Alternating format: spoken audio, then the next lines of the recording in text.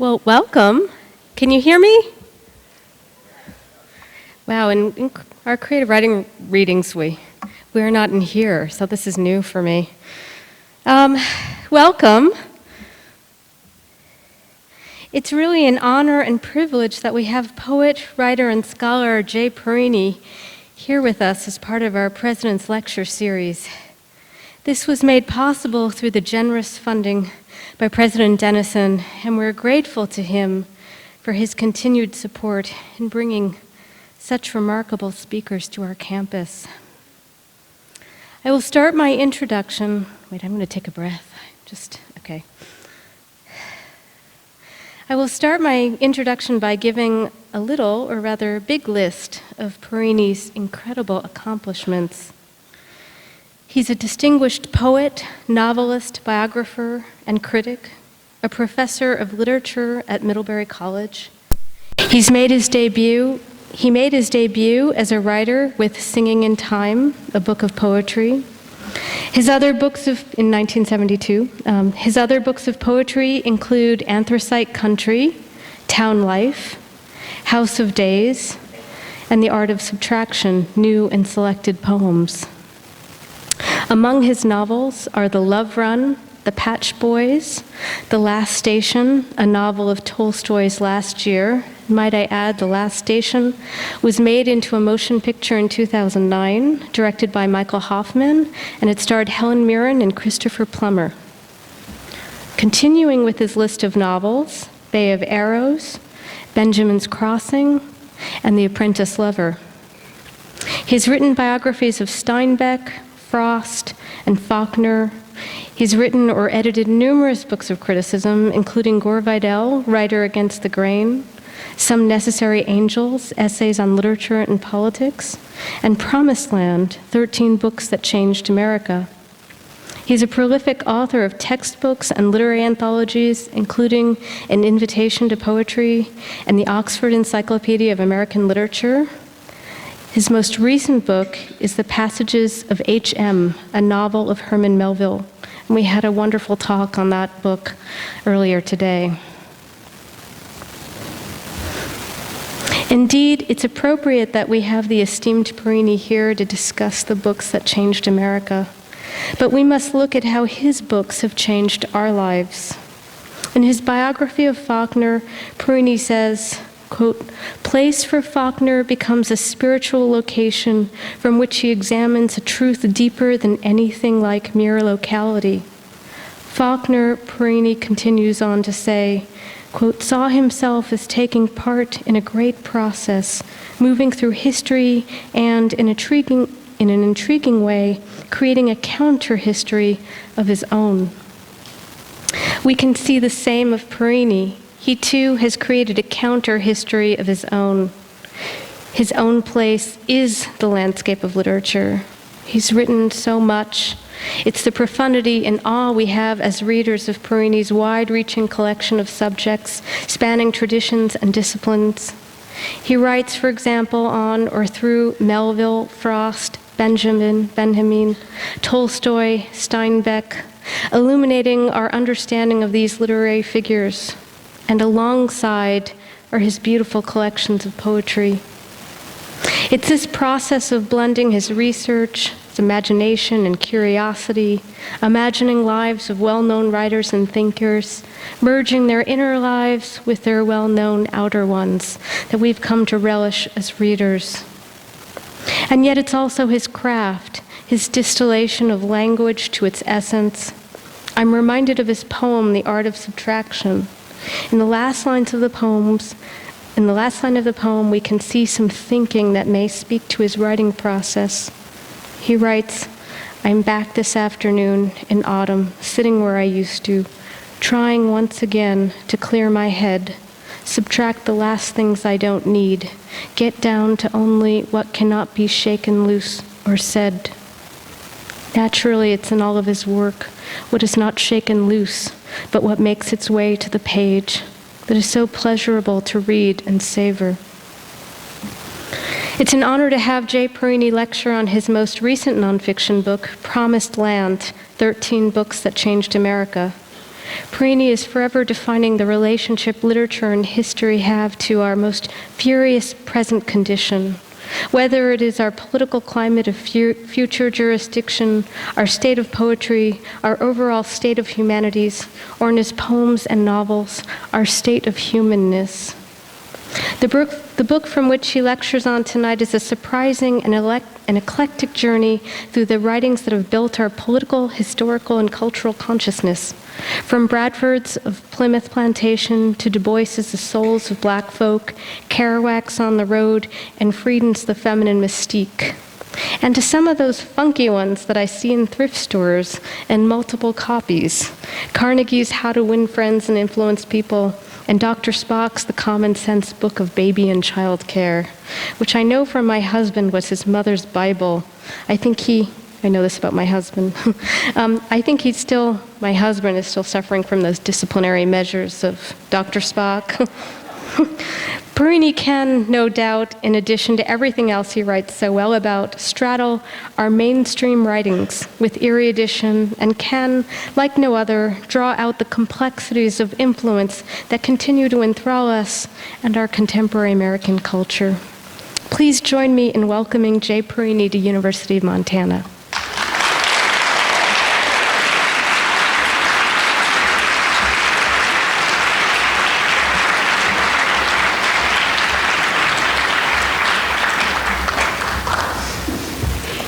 Well, let's see if this mic is on. Is it on? Good. Good. I asked to have I feel hamstrung behind a podium. I'm not used to that. So thank you for coming out to hear me tonight. I'm very honored to be here. This is my first trip to Montana. So here I am. Yes. Yes, it's funny. It sort of wasn't never on my way to anywhere. So I'm delighted. It just happens to be, I'm an East Coast sort of guy. I grew up in Scranton, Pennsylvania, and we didn't travel much. So I'm glad to be here tonight. And Brigitte, thank you for that wonderful introduction. You made me sound like somebody I'd actually like to meet. So that was good. And thank you to George and Jane Dennison, who gave a wonderful dinner, have sponsored this series, and I've been hearing about them since I got here, and they're obviously they've been here for so long, and George has obviously had a visionary sense of the University of Montana, and it's so important to have a leader with a vision. So, and he's retiring at the moment, so congratulations, George. You've done a great job, obviously. George. And I suspect Jane has had as big a part in it, so this is important. I'm going to talk about this book of mine, Promised Land, 13 Books That Changed America. I think I've written too many books, but still. This book was tremendous fun for me to write. And Brigitte brought up these two books she's teasing me with. Two of the books that changed America are Baby and Child Care by Dr. Spock and How to Win Friends and Influence People by Dale Carnegie. So we're not talking about the greatest books in America. We're talking about books that shifted people's lives. And these two books, let me just go right to the core here. Books that changed my life was Dale Carnegie, How to Win Friends and Influence People. I came from a working class family. My parents only went to the 8th grade. Nobody in my household family ever went to college. They were all coal miners in Pennsylvania. And I was an extremely hamstrung, tightly wound, shy person. I've actually changed, but I was very, very shy. And when I got to 7th grade, I realized I had no friends. And I was having no influence whatsoever in my 7th grade.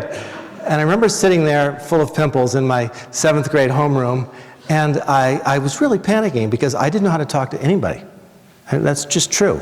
And in fact, in 6th grade, my mother had gone to a school psychologist, and said, something's wrong with this kid. The teacher had said to her, he doesn't talk. And he just sits here quietly. He says nothing. He does nothing. He says nothing. And he's kind of, is he retarded? What's the deal?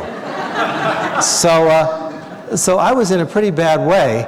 And so I was wandering in Scranton, Pennsylvania, through a department store, the Globe store, And I came across this, I saw a book in paperback, How to Win Friends and Influence People.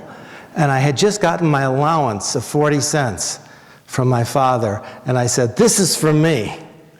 And I took it home, and I'll never forget, all night long I read How to Win Friends and Influence People. I thought, I must do this. I would love to have a friend. This is true. It's kind of sad, but it's true. I've now got 2 friends. And so I read this book, and remember so vividly thinking, one of the chapters said, if you want to have friends, you've got to be a friend.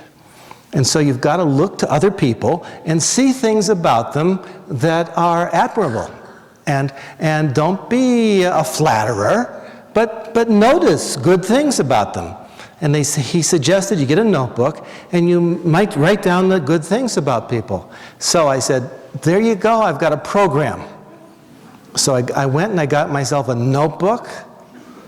And I remember in my homeroom for a month, I said, I'm going to give myself a month to notice something about everybody in this homeroom. And I'm going to go around and I'm going to say to them, X, Y, or Z. And so it was very easy. There was a kid sat next to me called Jack. And he was on the freshman football team, junior varsity, and he threw in the most amazing passes. So I said to him one day, I'd never spoken to him in like a month, 7th grade. Finally turned to him and I said, Jack. He said, what? I said, Jack, I've seen you playing football. How you throw those passes like you were born to throw them. They just go through the air and they're so accurate. How do you do that? He said, well, you know, I practiced it. It wasn't that hard and so forth. And God almighty, he was so friendly to me. And he was, in fact, he stayed friendly with me all through high school. And then I went around the room. I thought of everybody. I said, you know, there was one poor girl, let's call her Susie. And, you know, she had everything going against her. I thought I did, but she did. You know, she probably weighed about 300 pounds in 7th grade. She was, you know, she had acne 20 times worse than mine, which I thought was horrible. And everything was, if I thought I had no friends, she had less than no friends. And she was I had a conversational Spanish class. And finally, after 3 weeks, I heard her say, burro, for butter. And after class that day, I said, Susie, I said, the way you say burro, I said, you could be like Spanish. Tears came to her eyes. And she was one of my best friends through high school. Oddly enough, I'm thinking of her because last Christmas I got a Christmas card from her after like 50 years. 50 years! Half a century later, she's still thrilled that I noticed she could say burro. So, you know, and on it went. And, you know, this book kind of changed my life. It really did. It has a downside to it, this book. It was published in 1936 when people were down at the heels, people were couldn't make money, and it essentially said to an audience, look, you can get this into your own hands, you can remake your life, you can talk to your boss and convince him to give you a raise, you can find a job, you can do things, right? And it inspired people. It sold, you know, 30 million copies by 1955. 30 million! And in fact, a friend of mine in London a few years ago, who's a Russianist, pointed out to me, showed me in a book that since Glasnost in Russia, it has gone through 18 editions in Russian alone. So this is a book that changed the world.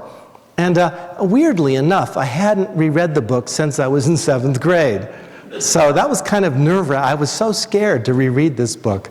So I sat down and I reread it. And you know, it's kind of interesting. It's rife with misquotations. Like almost no quotation in there is accurate. And it's full of really ridiculous things, you know, how to suck up to your boss, basically. But there's a lot of it is basically what I would consider a religious vision, which is to say, I think the true religious vision is to say, look, it's not about me. Look around you and see who these people are and make a genuine contact with them. We're all in this game together. Let's be sympathetic. Let's not let it not be about ourselves, which is ultimately the Christian or whatever, the Buddhist message. It's not about you. It's about the community, and it's about God. It's this kind of thing. And I think that he got that right. And so I found myself 50 years later, I'm very old, inspired again by Dale Carnegie. So I put this as one of the books that changed America. And then Dale Carnegie, and then the baby and child care. I've raised a lot of children, same wife, a lot of children. And I've always had by my bed table Dr. Spock's Baby and Child Care. And I never forget when the first child was born, 30 years ago almost. I was given that book by somebody as a kind of welcome home baby book. And I remember opening up that first page, and I was so comforted by the opening line. Dr. Spock says, "You know more than you think you know." In other words, trust yourself as a parent. There's an instinct that works here. And I've kind of, used this as a parent. Still using it. You know more than you think you know. It's a lie in my case, but, it inspires a little bit of confidence, when the child is sick or this is going on or that's, but also it's a very important book, such simple wisdom like, the child there's a wonderful picture of the child going to pull the electric cord out of the socket. And the parent, is slamming the kid over the head. And Dr. Spock says, don't do that. Simply pick up the child and take him away from the cord. Or pull the cord out yourself. It's so simple. Child care is a lot of common sense involved here, isn't there? And the thing is also, Spock says, don't think you're the only person in the world that's ever confronted this situation. Almost all of us are called upon to raise children. It's never simple, but it's also, there's a tremendous body of wisdom involved in this thing, right? The kid is going over to stick his finger in the electric socket. It's pretty clear what to do. The kid is reaching for the bong and wants to smoke marijuana. And he's 13 years old. You say, it's common sense. You don't do drugs and alcohol, at least not when you're before you're 26. Don't drink until you're 26. And then, it's all pretty obvious stuff. You have to use common sense with children and with students, and it's even harder with yourself. You use a little bit of common sense. I reread Dr. Spock. Actually sat down and reread the whole book. I was astonished by it. It's also interesting to see how it's gone through something like 15 editions. And so I got all the editions. It's amazing what you can do with Amazon.com. I want the 1948 edition of Dr. Spock. So you can get all these things. And then I look at them, and it's interesting how child raising has shifted, over the years. It's gone through endless iterations. And so we've seen that, in the 1946 edition, it's strongly recommending castor oil for children. Now not so much. So that kind of thing. So obviously, if I was willing to put Dr. Spock and How to Win Friends and Influence People by Dale Carnegie in this book, I'm not saying these are the 13 greatest books that ever lived, right? This is not what I was trying to do. This book came about because I was on a sabbatical leave about 4 or 5 years ago, and we spent the year in London. And my wife said, there's a talk down at the local hall here, down the street, by Lord Melvin Bragg on 12 books that changed the world. She said, we should go and hear it. So I went to it. And I saw it was a huge book. It was a bestseller. And Lord Melvin Bragg turns out to be, his name is Dickensian, really, Lord Bragg. And he was very pompous, and his talk was extremely tedious. I noticed all of these books that changed the world were English books. So I had a program, and in my program I kept saying, okay, I tuned out Lord Bragg, and I said, what would be the 12 books that changed America? And I liked his criteria. These are not the greatest books, i.e. I don't do Moby Dick or the or The Great Gatsby. None of that stuff. I don't do Leaves of Grass by Walt Whitman. I wanted books that were sort of nodal points in the culture. Books that the culture swirled around in some way, okay? I wanted books that were influential and that and I think that in fact we are actually, as Americans, believe it or not, a people of the book. Books have shifted how we think about things. And some books have been very important. I knew if I chose these 13 books, I thought 12 wouldn't do. 13 colonies. A gimmick. Cheap as could be, tacky. But why not? I'm very tacky. So I did that. 13 books that changed America. And so I was looking for these 13 books, and I knew everybody would write to me. In fact, I counted the other day, I had over 300 letters from people complaining. You know, how could you have left out X, Y, and Z? And so I thought I'd covered the boards, because I did an appendix which is called 100 More Books That Changed America.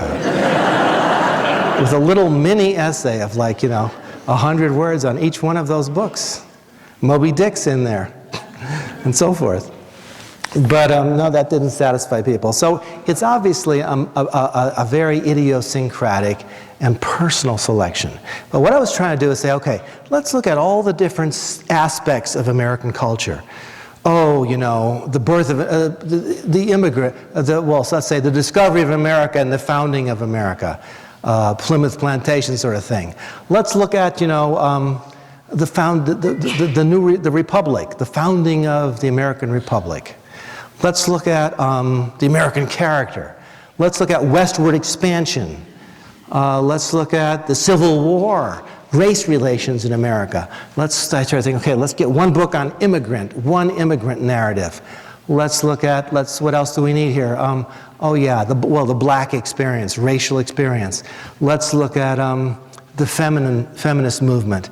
Let's look at people who have rejected America, the counterculture, right away through. There's always been a substratum of Americans who have rejected culture, right up through the beatniks and so forth, the hippies and so forth. So let's try to find tried to identify the main tangents of American life. And then I said, let's pick one book for each one, and knowing that it's an idiosyncratic, rather arbitrary decision, and let's just think about the books that swirl around it. Because as I say in my introduction, none of these books stands alone. There's no such thing as a book that stands alone. Say Walden is one book. I wasn't going to put Walden in there. It's one of the 2 or 3 books that are really a great book.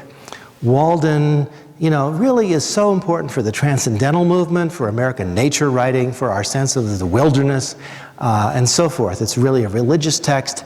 But you couldn't have Walden without Ralph Waldo Emerson, his best friend, the essays of Ralph Waldo Emerson. You couldn't have Emerson without all the books that led to, the idealistic philosophy, German philosophy that inspired the Romantic movement, that was transplanted to America and inspired all of the transcendental school of philosophy and literature.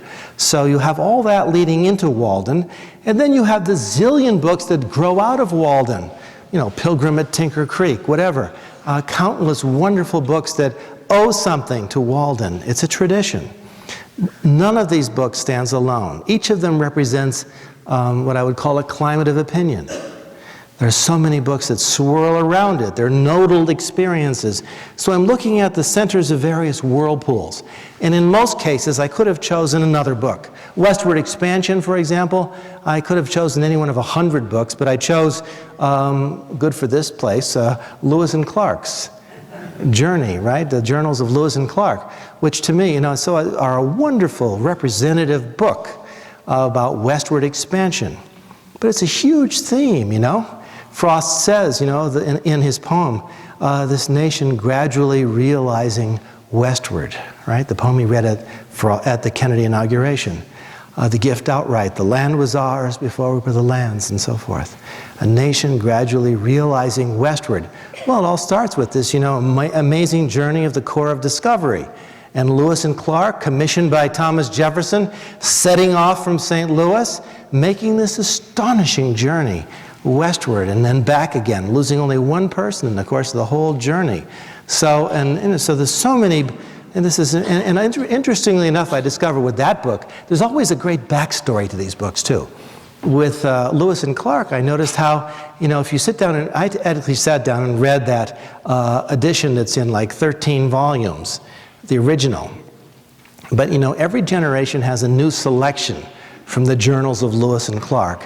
And it's always geared to whatever are the needs of the day. It's interesting how we can see the story of America retold again and again in the selections of Lewis and Clark's journals, which are endlessly being re-edited and reselected. All of these stories and books, in fact, do have wonderful backstories, which I tell as well. An example, for instance, I start off with Of Plymouth Plantation by Governor William Bradford, found governor for decades of the Plymouth colony in Plymouth, Massachusetts. And so I tell that book, for instance, Bradford came on the Mayflower, and he was governor for decades, and he kept a journal of what happened in Plymouth, all of the amazing battles and peace they made with the Wampanoag Indians. And then, of course, he finished this long, brilliant diary, journal, history of the Plymouth colony, and actually the manuscript disappeared. It vanished from view, was not discovered till 250 years later or whatever. In London, England, the manuscript turned up at the palace of the Bishop of London in Fulham Palace on the Thames. An American traveler was visiting the bishop, and the bishop said, we've got this interesting old manuscript, have a look. He looked at it, he said, oh my God, this is William Bradford's account of the Plymouth plantation and the whole thing that happened there, and how they got along with the Wampanoag Indians, and how they worked together to create a community. He copied it out by hand, and this is in the late 1850s, takes it back to America. It's published in America during the Civil War. Abraham Lincoln reads this and says, hey, this is our national founding myth. And he says, let's make a holiday. Let's call it Thanksgiving. And he declares in 1863 that we'll have this holiday, Thanksgiving. And so that's the origin of our holiday. It's really, all nations have founding myths. This is one of our founding myths, but it was obscured for all these years. Well, it's a wonderful backstory. Most Americans really don't know this story. I would guarantee most of you, maybe 3 or 4, realize that Abraham Lincoln invented Thanksgiving as a holiday. Am I right? Right? This is news. One of the things I felt I was doing in this book, as I was learning a lot of this stuff myself, was, this is, as my friend Gore Vidal always calls this country, he said it's the United States of amnesia. And I felt with this book I was to some degree, not to overstate it, but to some degree, when you're talking to a person with Alzheimer's, my mother's in an old people's home, and so I'm always talking to her and her friends, these people with Alzheimer's, and you kind of supply memory as you talk to them. You know what I mean? You give them a lot of supply of memory, and then you can have a conversation for 5 minutes, then it goes. But I felt, in America where people really don't know their own history, to some degree in this book, I was supplying memory for an amnesiac nation, trying to say, look, here's our founding myth, and here's how it came about, and it is a myth, and there are certain things about it that are true, certain things about it are untrue. There are counter myths, for example, the Maypole of Marymount, and all of the counterculture really begins right off the bat with the Maypole of Marymount, and the new book of the New English Canaan, and all of that stuff. So there's a lot about American history which is incredibly exciting, very controversial, and we need to be re-grounded in our original stories and our original texts, especially these shaping texts. It was terribly enlightening for me, for example, to get to the Federalist Papers by Publius. Publius is the pseudonym used by James Madison, John Jay, and Alexander Hamilton to make a book of these 85 essays that were written in 1787 to try to justify this new constitution that was being proposed and forced on the American people. The Anti-Federalists thought, this is ridiculous. We already have the Articles of Confederation. Why do we need these idiots in Philadelphia trying to push this crazy constitution on us? And so Jay and Hamilton and Madison set out to write these articles. Well, we were damn lucky to have these people, really brilliantly, classically educated Americans, classically trained, who really understood who had read their Greek and their Roman history and literature, their Shakespeare. They had read deeply in the philosophers of the French Enlightenment, such as Montesquieu. I mean, I would say the founder of America is really Montesquieu in his L'Esprit de Loi. So much for all the controversy about French fries. We're essentially a French country. And if you don't believe it, read the Spirit of the Laws, L'Esprit de la Loi, by Montesquieu. This is the book that the founders of our republic were drawing on for trying to figure out how to shape a country from whole cloth. Right? We obviously looked to England and we said, okay, they've got a nice situation there. They've got a legislature which has a lower house and an upper house. So we'll sort of do that, figure out a way of figuring that out. And then an independent judiciary. So they met in Philadelphia in 1787, and they had a tremendous argument every day. And many people thought this is just complete garbage. We can't have this Constitution. So many things are wrong with it. They argued and argued and argued about it. If you look at Federalist III, written by John Jay, who was really, many ways, founded our Constitution, because he had written the Constitution of the state of New York, and so he understood about these things. But John Jay said, you know what? He said, the business of who gets to make war is going to become a big issue down the road, he said. To what extent who should say, do we get to go to war or not? And he said, what I'm not worried about actually is not so much our need to protect ourselves from outside invaders. He said, I'm more worried about our own warlike tendencies. He says in the Federalist Papers, for example, I fear that, say, down the road in many decades, we're going to see Americans turning on the Native American population and essentially massacring them. And he said, this is what's worrying me now. Well, you know, you read the Federalist Papers, I must say I was pulled up again and again into absolute cold sweat in seeing how absolutely prescient these people were, and understanding the dangers of putting so much power to make war in the government's hands. And where are we going to turn this power? Are we going to eradicate the Native American population? Is the president going to be able to just make war on faraway people, Jay says? It was very, very scary. Hamilton worries. He said, you know, they were arguing about how do we decide who gets to be a member of the Supreme Court? And they were arguing about who should appoint these people.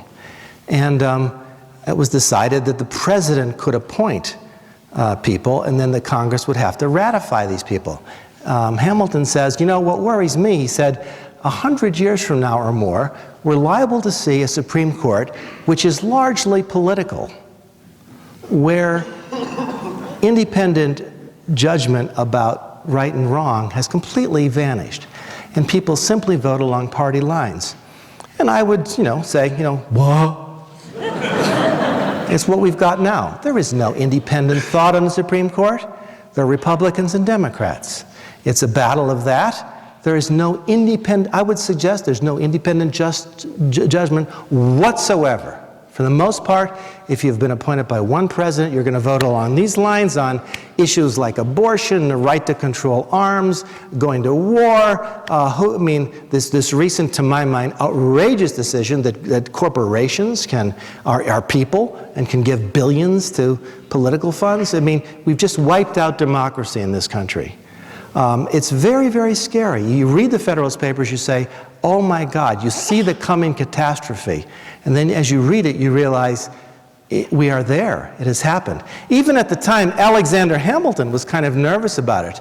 Alexander Hamilton was the éminence grise, the old man, the most respected American, who was the presiding figure. at the Constitutional Convention. He was so old he didn't speak much. But the last day he said, he stood up to say whether he would vote for it or not. And nobody knew which way it would go.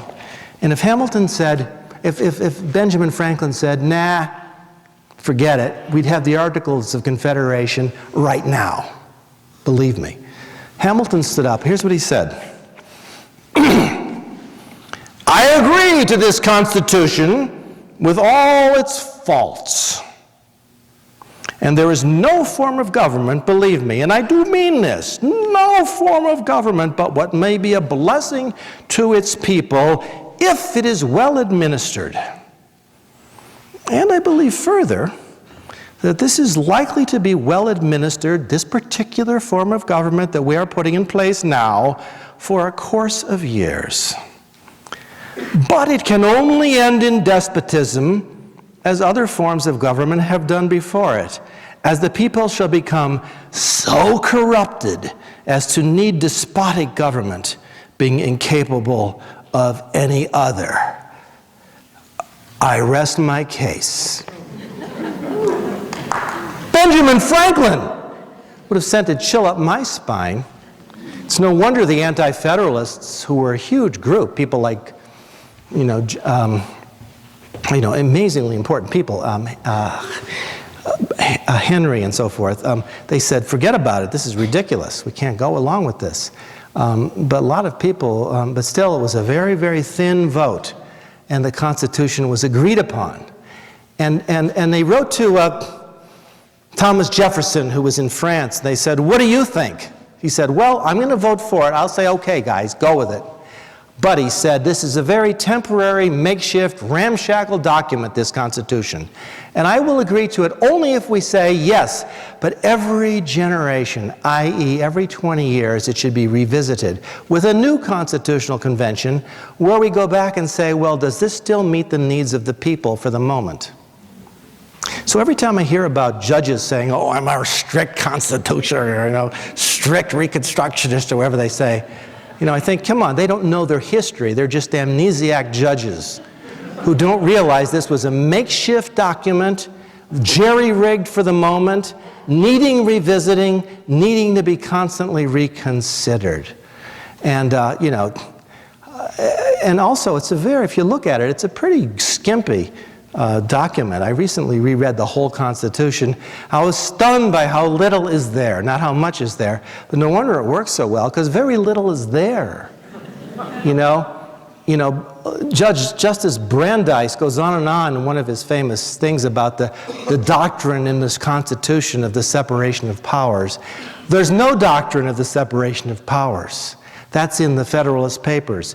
Over and over again, you read Supreme Court law statements by many famous judges, and you see that they're actually referring back to the Federalist Papers, which is just a piece of newspaper journalism by these three guys who were journalists, not the Constitution itself, because the stuff is not there.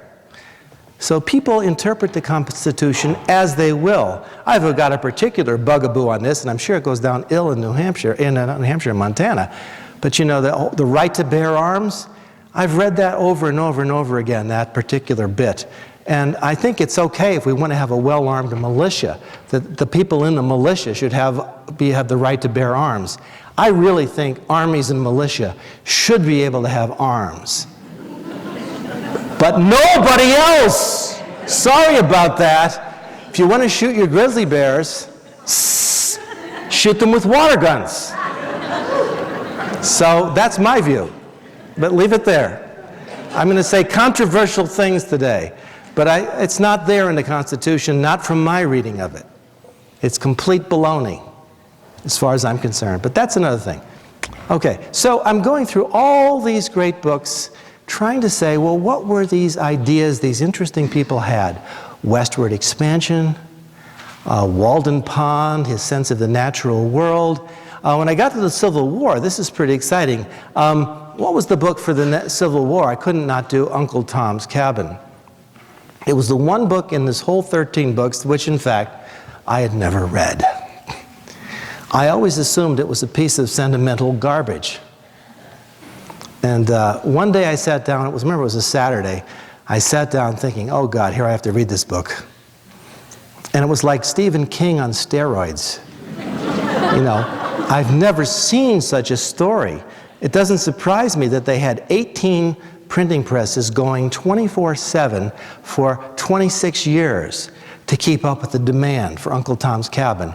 It was the best-selling book in not America, but in the world in the 19th century, just under the Bible.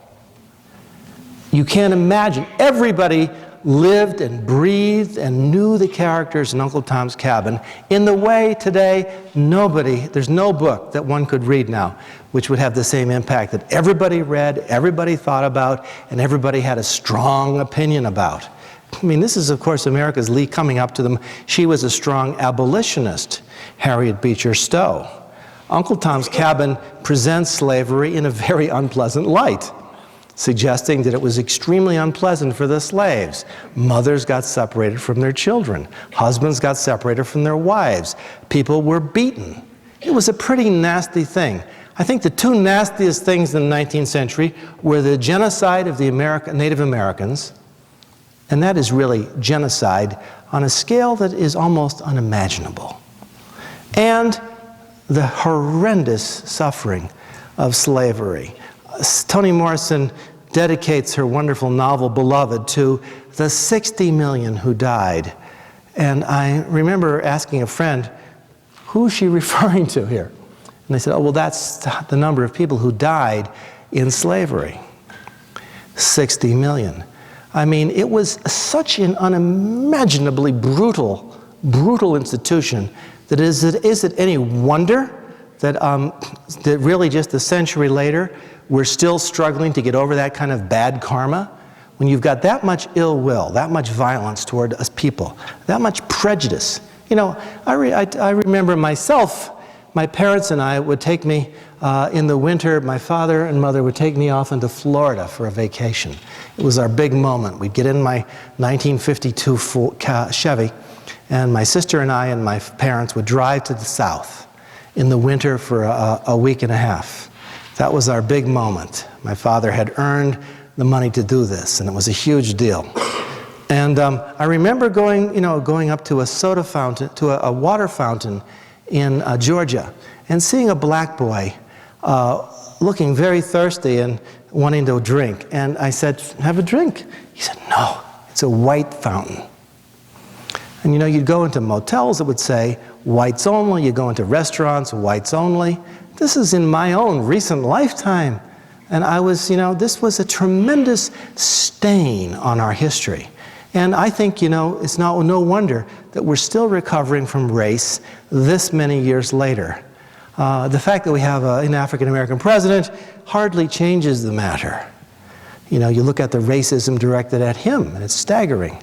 I think that we just have we're still trying to come to terms with the Civil War in this country. It's difficult. And reading Uncle Tom's Cabin, for the first time, brought me back powerfully to a book that everybody was reading in the mid-19th century, that was transformative. That in fact, I was just reading that when Abraham Lincoln invited Harriet Beecher Stowe to the White House in November 3rd of 1862, she arrived at the White House, and he was, of course, a big, tall man. She was a little short lady, and he said, aha! You're the little lady who started this great war. And in a sense, she was. She mobilized Northern opinion, mobilized the abolitionists. And, well, obviously, that's an exaggeration to say she started the war. It's even an exaggeration to say we went to war because of slavery, because it's not true. But it was a factor, and became increasingly, as Lincoln discovered, increasingly an important reason for pursuing the Civil War, because slavery was just so hideous, it had to be eradicated. Then you've got, of course, the era of Reconstruction, which is dealt with by W.E.B. Du Bois in his brilliant book, The Souls of Black Folk, 1903. And I have a chapter on that. But you can't talk about that book. When I wanted to talk about the black experience in America, what did I choose? I didn't know. I could have done Frederick Douglass, one of his 3 narratives about his own life as a slave, his escape to the North. But I thought, I could have done Booker T. Washington's Up from Slavery, 1900. But I finally settled on The Souls of Black Folk, because it's a book written in response to Up from Slavery by Booker T. Washington. And essentially the debate about race in this country is framed in those two books. So essentially I'm writing about these two books which are in dialogue. And they're both, it's essentially saying, what do we do about race in America? Whose fault is it? What does it mean? How can we get over the racial barrier and the injustices done? And Booker T. Washington's idea is, well, let's not blame the white folks. Let's just pull ourselves up by our own bootstraps. Let's create our own schools. Let's forget about the white folks. Let's just make ourselves strong. Well, that's a reasonable argument to this day pursued by many people. And I can see that point. And whereas Du Bois, who was an incredible intellectual, first black man ever to get a PhD from Harvard, said, well, the white population that crushed us and brought us here from nowhere has to take some responsibility and help us. So incredible debate evolved here. So many of the terms we still use in thinking about the black experience in America arise from the souls of black folks, the idea of double consciousness, that as a black man in America or black woman, you never are not seeing yourself as both a citizen, a member of the community, but also as a black person, because you're never not looked upon as a black person. That sense of double consciousness. Du Bois says, we are always in some level invisible men to the body politic. Ralph Ellison would pick up on that later and do a novel, Invisible Man. So you read Du Bois, it's actually marvelously poetic, The Souls of Black Folk. I strongly recommend it. If you've never read The Souls of Black Folk, that's got to be something high on your list to go out, read carefully, think about. This guy was really, really smart. And it's so prescient. You read it now, it sounds like it was written yesterday, and it relates to where we are right now in America, which is to say we haven't gone a long way on some levels. So it's worth reading. Let's just take, for example, immigration. We are a nation of immigrants. We are a nation of immigrants, and it's a very recent nation, and we're all immigrants. When you think how recent this country is, the Native Americans are the Americans, right? And the real Americans here, and then fairly recently, all these different groups started coming. And our earliest immigrants, and the people who really populate this country, were Hispanics. So when you see all this garbage about, these people coming over the border, Hispanics, they were the original people here. Before we had Plymouth Plantation, before we had the New England colonies and the Revolutionary War, long before the Spaniards were in Florida setting up a civilization, they were all over the place. So the Spaniards are our original immigrants from Europe in this country. This was originally, if you're saying it's not a Native American country, it's originally a Spanish-speaking Hispanic country. The second big wave of immigrants were probably the Germans and the Dutch. They came in force. And if you went to New York City in 1710, the main languages you would have heard were, say, German and Dutch. Then there were then came the wave from England, who were the eccentric separatists, people rejected by the English culture, main English culture, people who were living in exile in Europe, the separatists who came on the Mayflower. Never forget when I first started teaching in 1975. My first job was at an Ivy League college, Dartmouth in New Hampshire. Everybody was called, Johnson and Smith. I was called Parini. And my parents only went to the 8th grade. And I was the first kid in my person in my family ever to do any higher education. And people were pretty snobby and waspy. And everybody seemed to have come on the Mayflower. I mean, that must have been one big ship. I almost never met somebody at Dartmouth in those days who didn't say, oh, my family came on the Mayflower. Yes, I'll bet they did. And in chains, maybe. But, it's kind of outrageous. These are a recent wave of immigrants, these English and Scots and Irish and Welsh. And then there was another great wave in the 19th century when you had suddenly Italian immigrants coming, like my grandparents. And you had, Jews coming from Eastern Europe in droves. And you had Polish and Lithuanian and da-da-da-da-da-da-da-da. And people come, I grew up in Scranton, Pennsylvania, where on my block, there was a Lebanese family next door. There was a Polish family across the street. On the left side of me were Lithuanians. And in my high school, most people were either their family spoke either Polish, Italian, Lithuanian, or something else. This is what America is, I have to tell you, right? A lot of Irish people, fairly recent immigrants from Ireland. The 1880s, 90s was the big wave of immigration from Ireland. We are a nation of immigrants. We continue to be a nation of immigrants. Our strength is the fact that we are a nation that has always drawn its people from many, many, many, many, many different backgrounds and languages. And there is no, we're the real Americans, except maybe Native Americans. But other than that, we are a nation of Spanish and Dutch and Germans and French and Polish and Jews from all over the world.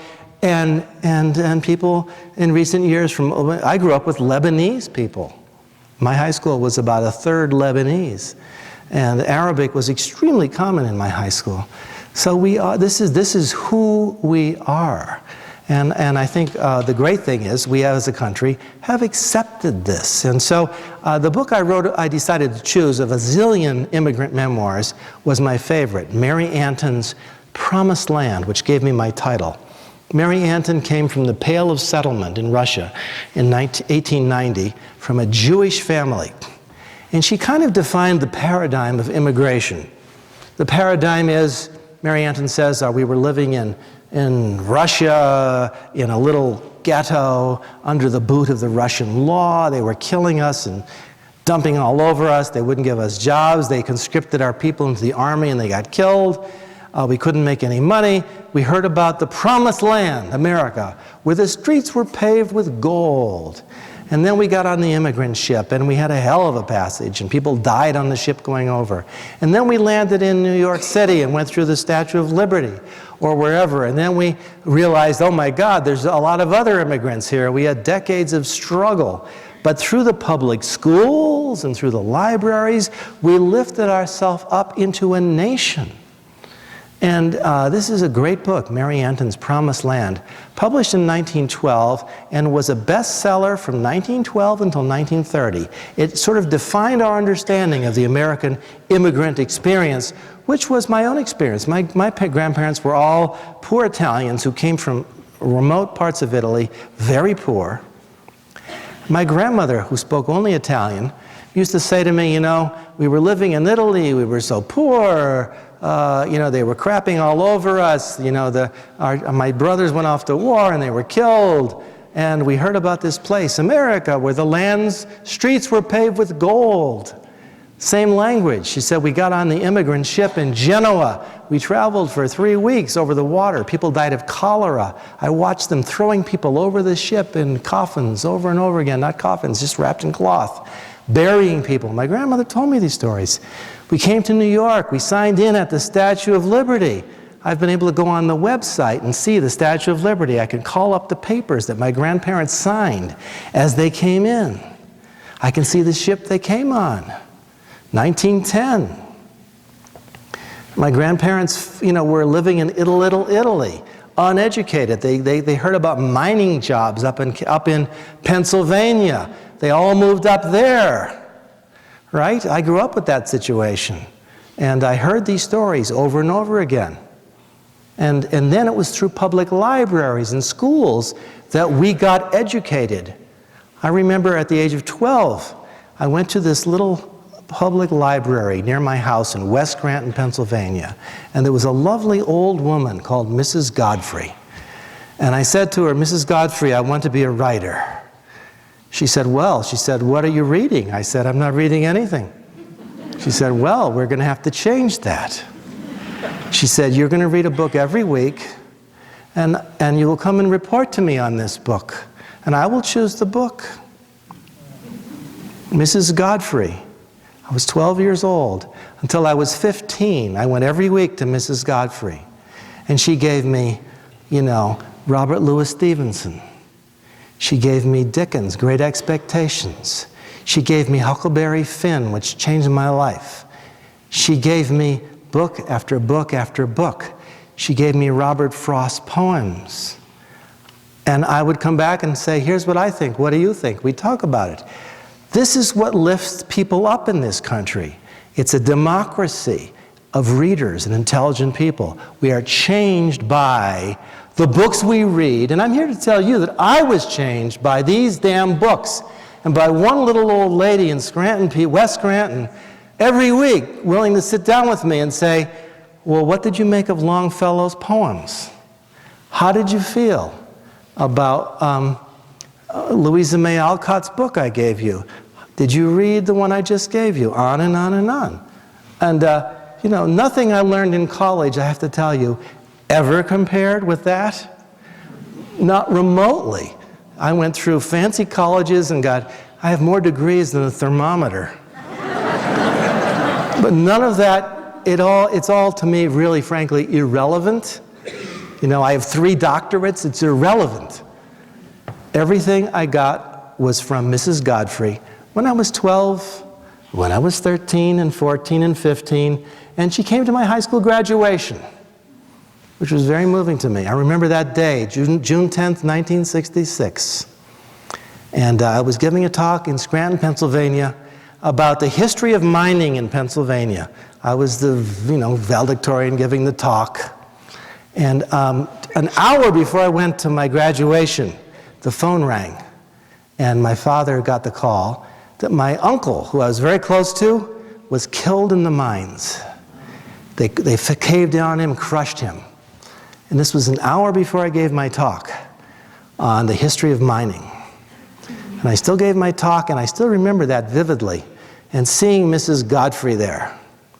And so it's given me my faith, A, in the American system, and the belief that books can change us, that it's powerful, that it's never-ending, and that we have a fight on our hands.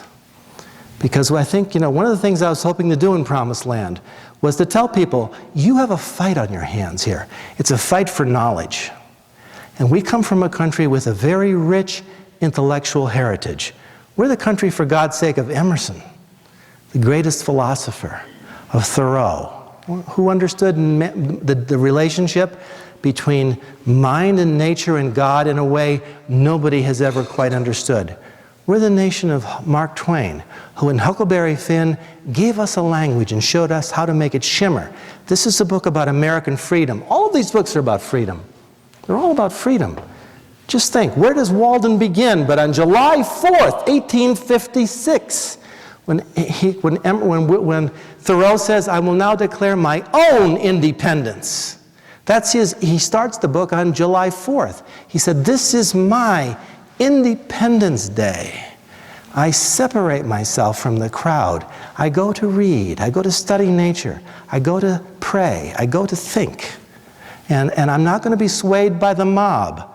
He was extremely upset about the Spanish Civil War, the Spanish-American War. He said, what is it with this country? Why do we want just to go to war with Mexico just to expand our borders? That was a terrible, stupid, idiotic war. As idiotic as the Vietnam War, as idiotic as the Iraq War. Wars of choice done for reasons of ego and madness, where hundreds of thousands of people get killed. I'll never back down on that. We can't go and fight wars killing people for our own egotistical reasons. It pisses me off.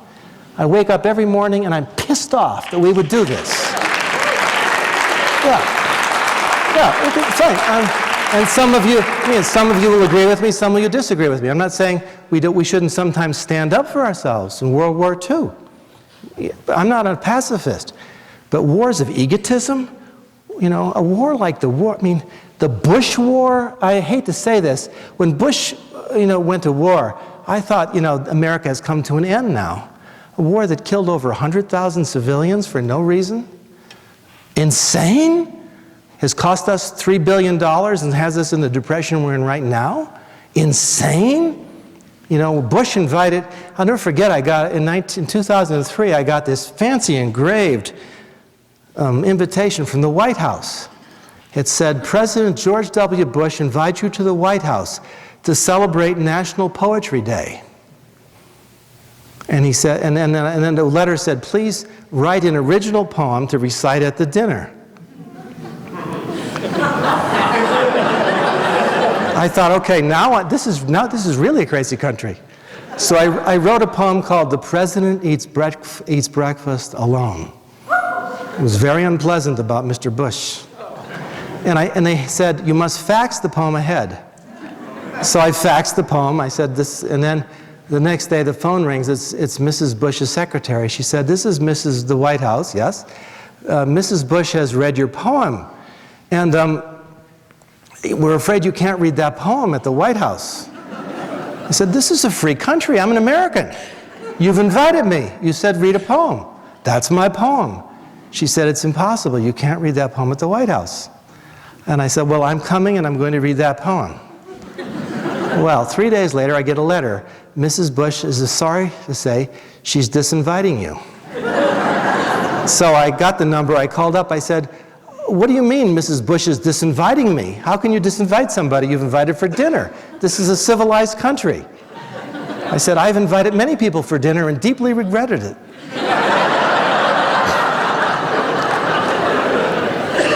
And she said, wait a minute. And I waited and I waited, and she came back. She said, Mrs. Bush asked me to say to you that she's very sorry that at this point in your life you've chosen to be political.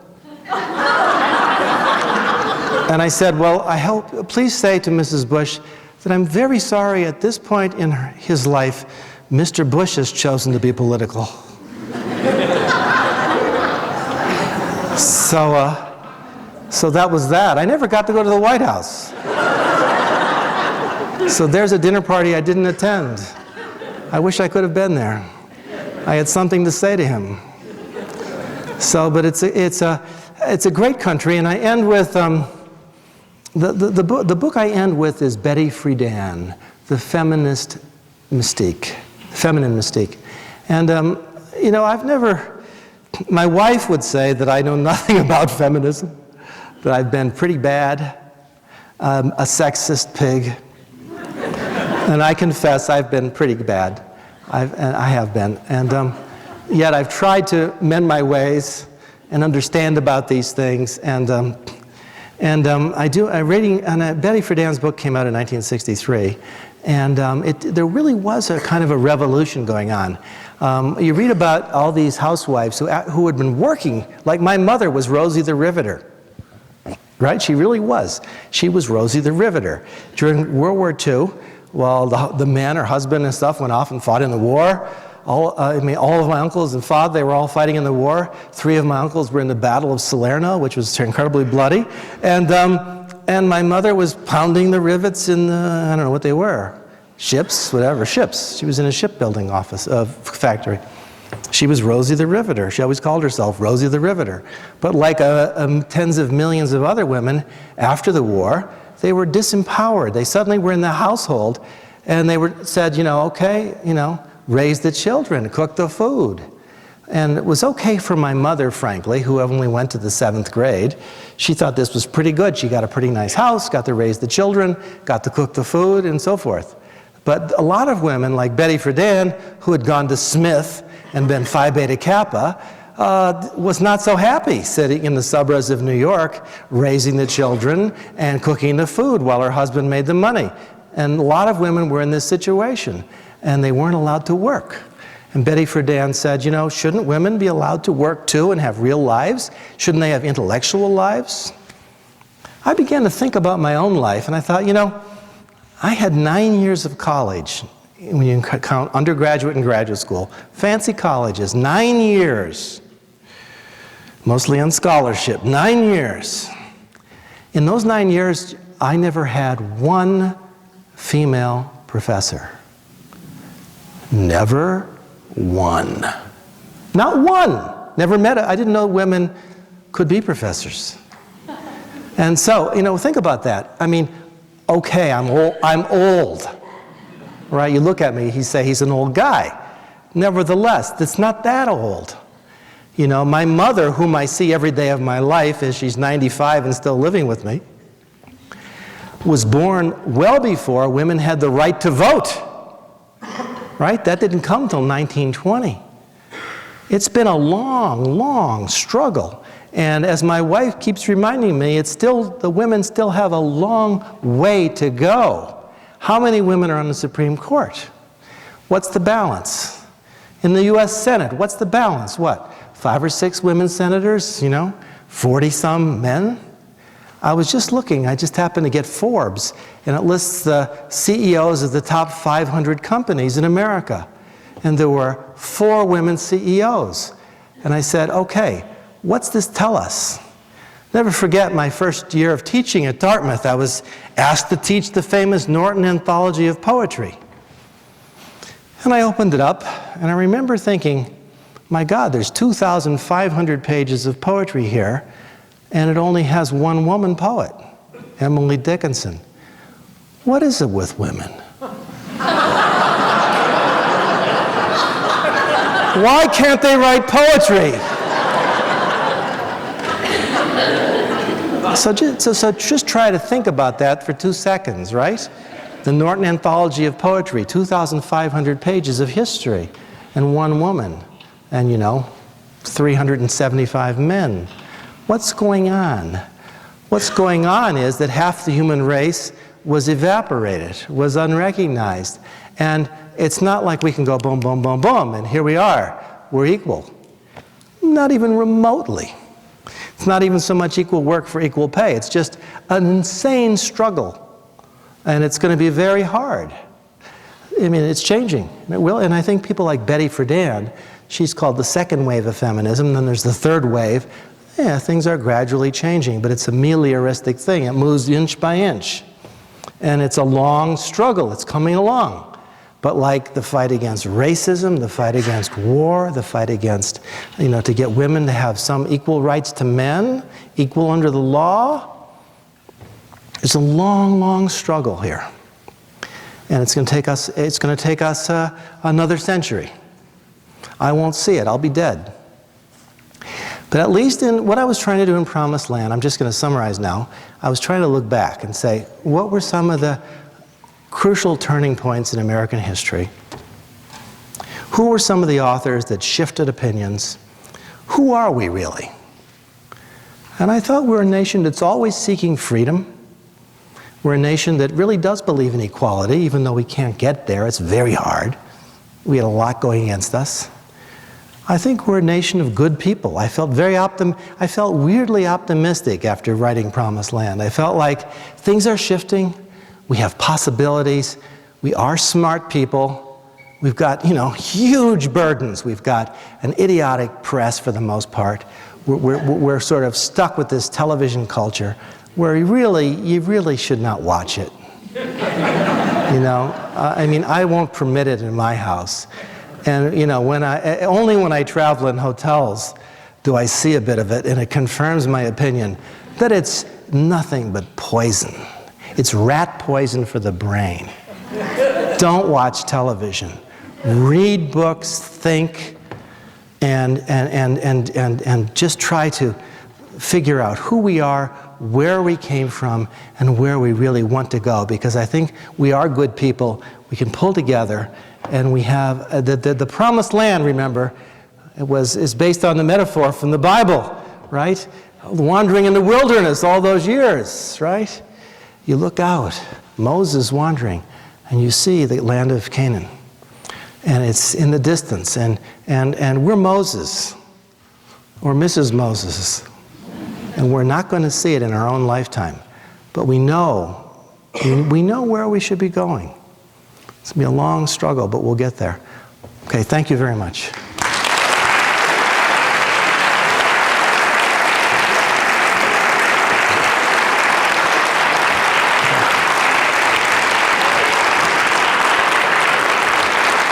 Okay. Thank you, love.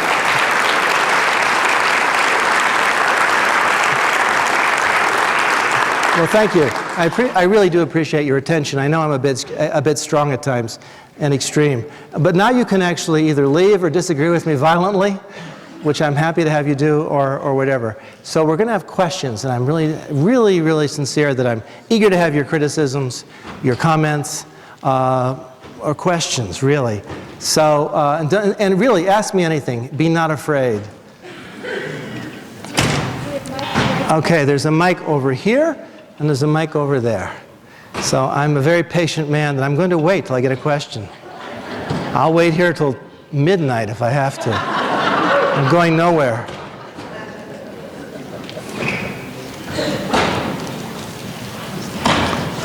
Here comes a question. You're a good man.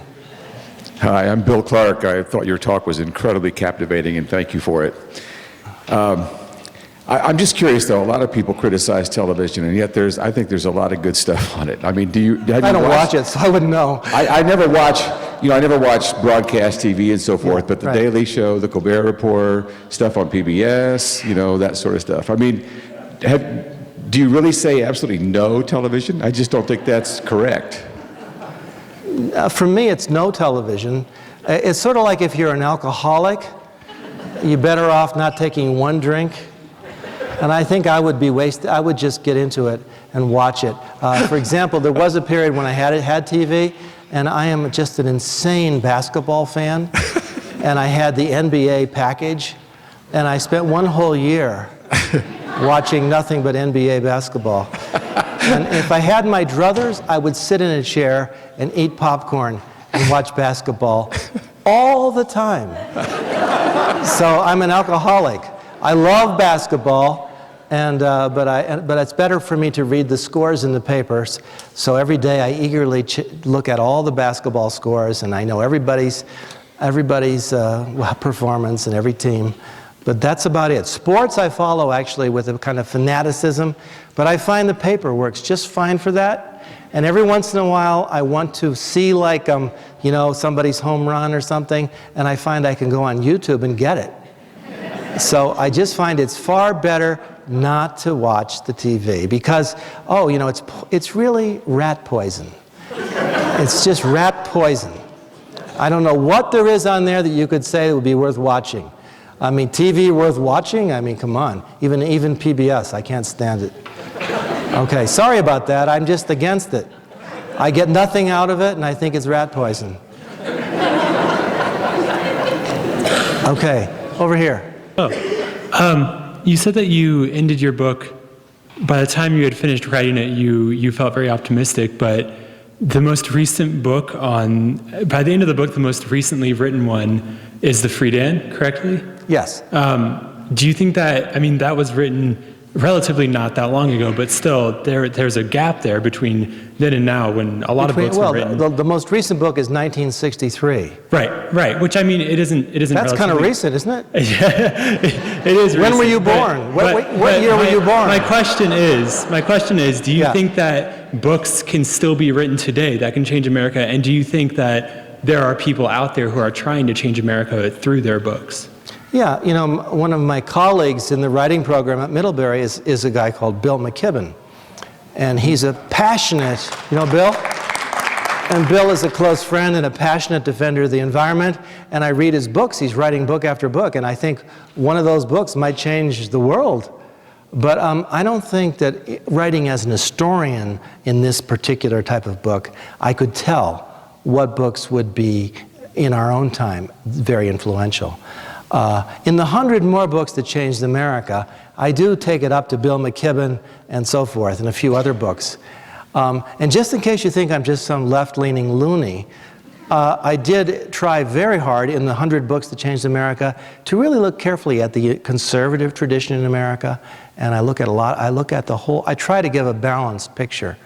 I try to be as balanced as possible, really, because I think there's a lot of great stuff there. America, I think, has had a good, strong conservative tradition and with many interesting writers in it. So just adding that as a kind of extra line. But yes, books are being written right now that will change America.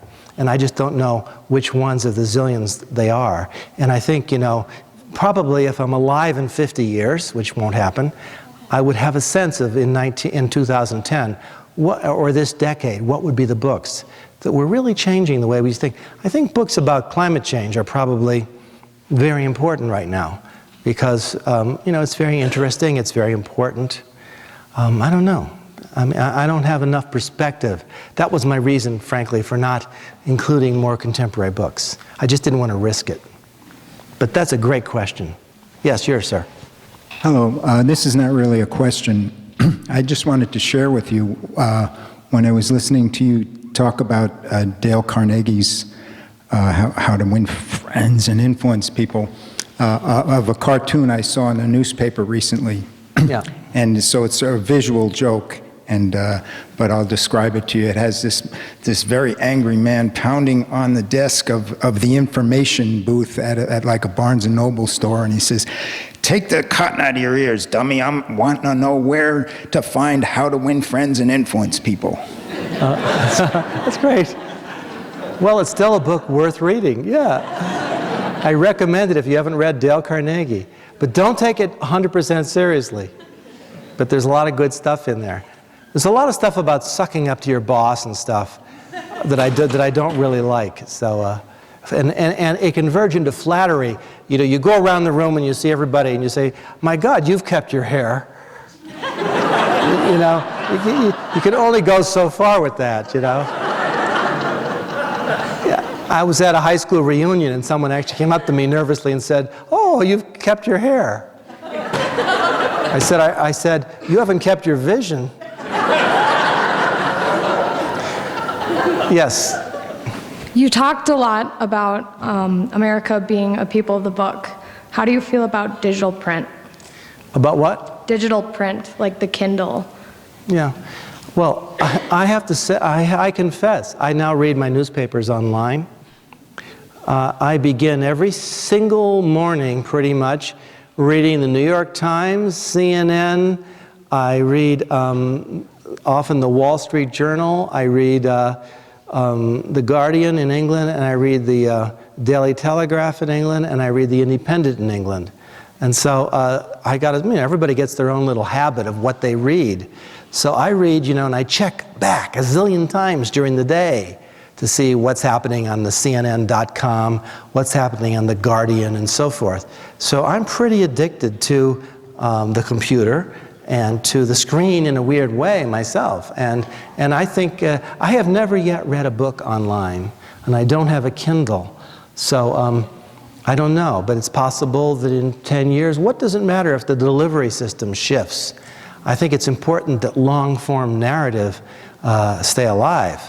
But I would be happy to read poems and novels on a Kindle. I just don't have one, and I like books. I'm an old-fashioned guy. I've got, thousands of books in my house. I've got a huge library, books I've collected and treasured. And the thing I like is I've got my notations in the margins of all those books. And so I can go back and see what I said about Thomas Mann's Tonio Kruger in 1982 or something. And so it's useful to me to have my library with my annotations. And I fear that with the digital age, something will be lost and then something will be gained. I mean, I do think it's nice to be able to travel and think you have 100 books in your Kindle. And you can, I always worry when I travel what I'm going to read. And I take a suitcase full of books with me. And so I'm thinking down the road, I've got to get a Kindle and have my favorite books on the Kindle. And I don't always have to lug an extra suitcase filled with, Shakespeare and Dante and so forth. So thank you. A great question, though. Yes?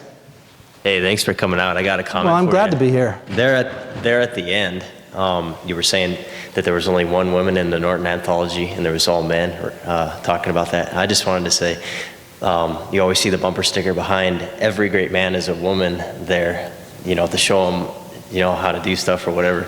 But I'm kind of under the belief that a lot of those guys are probably inspired by women to write their poetry or to write their stories, or they were helped along the process. There's probably sitting in there writing and his wife is nagging him like, no, do it this way, do it this way. Well, it'll be famous. Well, I think you have a lot of faith in Mrs. Shakespeare. How did she feel about it, How did they feel? I mean, I think, think of all of the women who had deep poetic inspiration, who were actually quite thoughtful and had tremendous capability, and we don't know what their thoughts were, what the poems were they would have written had there been an opening for them to write these poems, right? Think of all of the great ideas that have been lost because half of human beings were not allowed to express their ideas. It's a shocking thought. I think we'd be a lot further along. And I think, I think we'd have been, frankly, and also women, I think if we had had half the US presidents had been women, I would guess there'd be millions less violently dead people in the world. Millions of less violently dead people. When I've got a passionate hatred of war. And, it's because I just have a visual imagination. And I can imagine what it's like to have a bomb fall on your house and have your children killed and your arms ripped off by a bomb. It's pretty bloody awful. And it's going on every damn day with US taxpayer dollars. And I don't like that. Yes? You talked about the librarian who guided you and taught you. Yeah. And then you said, I believe, that you hadn't learned nearly as much in college. Yeah, that's true. Can you talk about why that is? What there might be about college or people teaching that might cause that to be true? That's a very, very good and a very hard question. When I was learning from Mrs. Godfrey and doing my weekly readings and coming and talking to her about it, I knew I was going to be held like insanely accountable for what I read. Insanely accountable. I also knew and had the feeling that if I didn't read these books and understand these things, I was going to be in the damn mines with my uncles. And that it was going to be insanely important for me to learn this stuff and to understand this stuff, or I was a dead man walking. By the time I got to college, I really felt that I knew what I was doing, and I was on my own path to learning. And from then on, I didn't actually need so many people telling me what to read and turn in your paper and stuff like that. If anything, I kind of resented that and thought it was superfluous. So, as a teacher, and then I found myself teaching now for 40 years. And as a teacher, I try to make it clear to kids. I said, I don't care where you're coming from and what's going on in your life. But I'm not here to waste my time, and I'm not here to waste your time. And we're going to look at some texts here. And I want to tell you that if you understand what's in these texts, it's going to change your life and make your life better. It's going to really have an impact. It's going to matter. If you don't, you are really screwed. And so, and they listen up. And so I like to teach my classes with a certain urgency. So when we're reading these things, we're really trying to say, okay, what is this author telling me? And what am I not understanding? And how am I not understanding the world because I'm not understanding these texts, which is the case. These kids are full of misinformation. I mean, it's a country of nothing but disinformation. And they've been, so they're completely confused. They can't have no priorities. They have no morals. I hate to say it, it's not their fault. But they don't understand what it would even mean. And these books are teaching them what it means to have a moral view of life, what it means to consider the natural environment, what it means to have a self, what it means to have a relationship with God or your idea of God. These are important things. And I feel like, I want my every class to be a confrontation with real questions that will change the lives of the people there and change me. I mean, for me, I wouldn't keep teaching if it wasn't a perpetual transformation of myself. That's what it's always about. So it's not for me a job, it never has been. And at this point in my life, I could have retired long ago. But I keep doing it because it's a perpetual daily self-transformation and the feeling that I'm talking to people, really. So that's what that's all about. Yes, question? How long have you been working on this book? How long have I been working on this book? The Promised Land. My whole life? I mean, you can't say how long you were working on a book. It doesn't work that way. I've been thinking and reading these books for my whole life. So to say how long I was working on this book, Promised Land, would, I don't even know how long it took me to actually put the words down. I don't even remember. I can't even say. I've written 60 books. So I can't even say how long it takes to actually physically put the words on the paper. Yeah. Is there one more question before I say good night and adieu? One more good. What do you really want to ask me? Ask me something really pissy. Go ahead.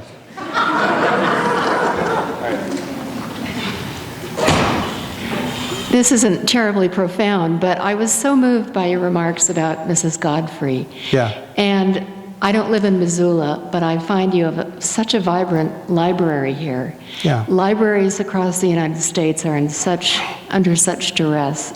Is this the battle you were talking about, that we have a battle on our hands?